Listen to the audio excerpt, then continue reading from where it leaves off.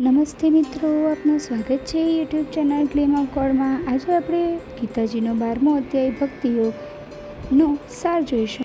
ઉત્તમ ગુણ સગુણ સ્વરૂપની ઉપાસના કે નિર્ગુણ સ્વરૂપની ઉપાસના, ઈશ્વર ચિત્તને જોડીને શ્રદ્ધાપૂર્વક ઉપાસના કરનાર શ્રેષ્ઠ યોગી છે।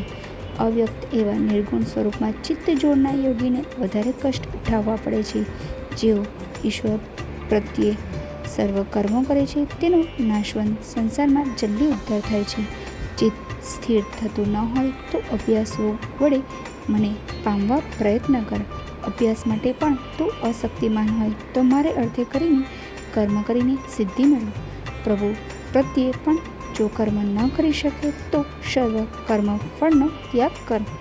અભ્યાસ કરતાં જ્ઞાન, જ્ઞાન કરતાં ધ્યાન, ધ્યાન કરતાં કર્મ ફળનો ત્યાગ શ્રેષ્ઠ છે। જેનાથી લોકો ઉદ્વેગ પામતા નથી અને જે લોકો ઉદ્વેગ પામતા નથી તે ભક્ત મને પ્રિય છે।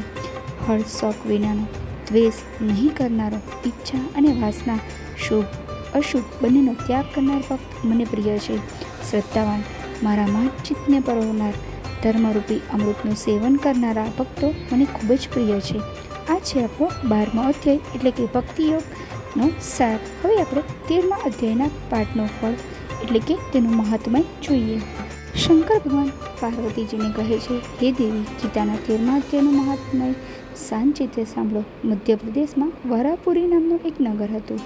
એ નગરમાં બદચાલની એક સ્ત્રી રહેતી હતી। એક દિવસ એ સ્ત્રીએ એક પુરુષને વાયદો આપ્યો કે અમુક સ્થળે હું તમને મળીશ। પેલો પુરુષ કંઈ કામસર બીજે ગયો હતો, તે વખતસર આવી ન શક્યો। પેલી બાઈએ પુરુષને સ્થળે સ્થળે શોધવા લાગી। આખરે એ ચાલીને થાકી ગઈ।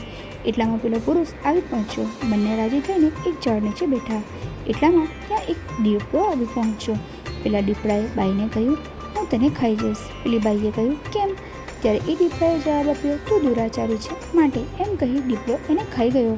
પેલી બાઈનો બીજો જન્મ એક ચાંદાલણી તરીકે થયો। એ ચાંદાલણી એક દિવસે રેવાજીના કિનારે જઈ રહી હતી। ત્યાં એક મંદિરના ઓટલા પર બેસી એક સાધુ ગીતાજીના 13મા અધ્યાયનો પાઠ કરી રહ્યા હતા। પેલી એ પાઠ સાંભળ્યો તરત જ બાઈ યોનિમાંથી છૂટી ગઈ અને દેહ ધારણ કરી વૈકુંઠ લોકમાં પહોંચી ગઈ। હે પ્રભુ, જેવી રીતના તમે તે ચાંદાલણી પર કૃપા કરી એવી રીતે અમારા ઉપર પણ કૃપા કરજો।